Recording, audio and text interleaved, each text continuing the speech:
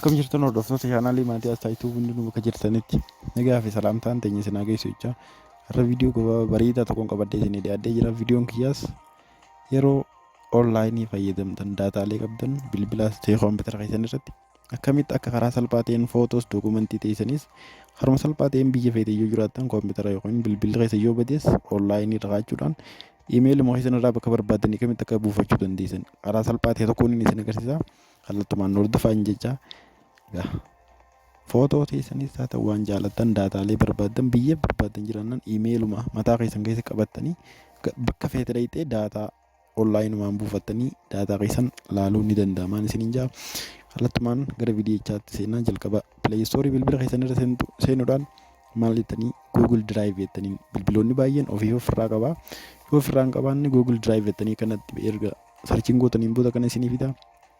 Erga isin boodatti open jettaniin yookiin yoonii fi open duraan hin qabaanne immoo install jechuudhaan seentanii jechuudha. Nama waan hin qabuuf open jeetiin seenaa. Ergaan open jee seeneen booda maaliin godhaa kallattumaan ni bana.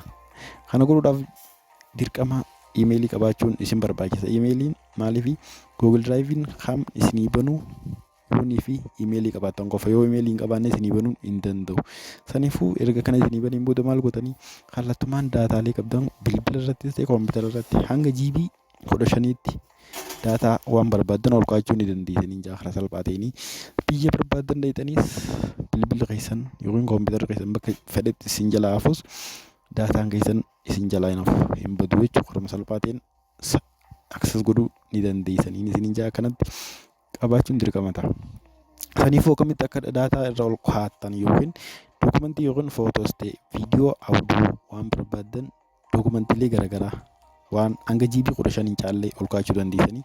Kan caalaa warri dabalachuu dandeessan biyyoota alaarra warri jirtan doolaaraan dabalachuun ni danda'ama. Doolaaraan gara GB 100 illee bitachuu ni dandeessanii. Garuu isin ammaaf kan firii ta'e maallaqa kan hin barbaachifne iimeelii tokko irratti hanga GB 15ti. Saniifuu akkamitti akka onlaayinii upload gootanii isin agarsiisa. Haruma salphaa ta'een jalqaba akkanatti erga isin baneen booda maal gootanii mallattoo pilaasii jira gama jalaa kanarra gabbuutanii mallattoon pilaasii kun maaliif fayyadaa daataa kee footoos ta'e waan barbaaddee gama ol baasuuf. Saniifuu amma fakkeenyaaf suuraa takka ol baafachuu yoo barbaaddee mallattoo ida'uu sanirra buuteetuma kallattiin akkanatti erga ittiin boodatti upload jaa dookumentii ta'e appilikeeshinoota bilbilaa kan barbaadan ol kaa'achuu ni dandeessan. Bakka feetan dhaqanii iimeeluma keessan irraa buufattanii laaluu ni dandeessanii jaa.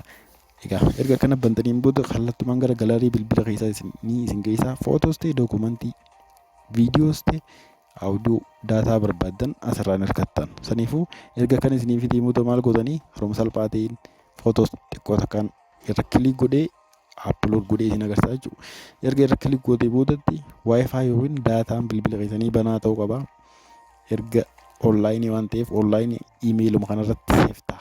Iimeeluma kanarraa bantee imeejii tan argachuu dandeessa jechuudha. Kanaaf bakka feete dhaytuus warra bilbila yookiin koompitara fuutee deemuun sin barbaachisu yoo kanatti upload goote. Viidiyoolee akkasumatti ol baafachuu ni dandeessa. Uploadii keessa seentee kallattumaan faayilii yookiin galaarii bilbila kee yookiin koompitara keessa jiru keessa seentee footoo viidiyoo kan barbaadde ol baafachuudhaaf gama gubbaarra viidiyoo jee jira select godhattaa viidiyoo kan jiru irra kilik godhuudhaan select godhatte. Erga viidiyoo irra kilik goote select godhatteen boodatti viidiyoo ol baafachuudhaaf akkanatti sarchi godhaa jechuudha. Akkana ol baasaa upload godha. Kana ta'uudhaaf daataa yookiin waayifaan bilbila yookiin koompitara keessan irra jiru banaa ta'uun dirqama ta'a. Kana har'aaf viidiyoon keenya kanumaa warri Astaayituu subscribe hin godhin subscribe like share viidiyoo keenya nu godhaa jecha waan nu daawwattaniif galatoomaa yeroo gaarii isiniin jedha.